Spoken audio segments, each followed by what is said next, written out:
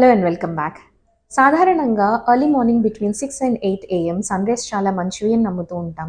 అందుకే జాండీస్ ఉన్న new Born బేబీస్ని ఈ టైంలో సన్లైట్కి ఎక్స్పోజ్ చేసినట్లయితే జాండీస్ తగ్గుతూ ఉంటుంది అని చాలామంది పేరెంట్స్ నమ్ముతూ ఉంటారు.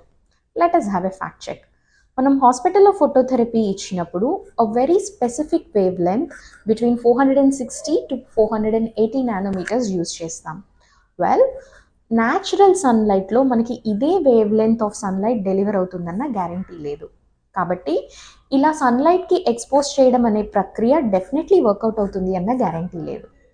నెంబర్ 2, ఇలా ఒక 2 hours పాటు ఒక న్యూబార్న్ బేబీని సన్లైట్కి ఎక్స్పోజ్ చేయడం వల్ల ఈ బేబీ కోల్డ్ స్ట్రెస్కి గురయ్యేందుకు అవకాశాలు ఎక్కువగా ఉంటాయి.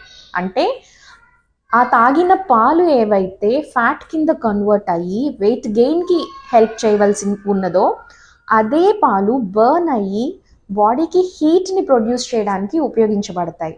తద్వారా baby may not gain weight as expected. So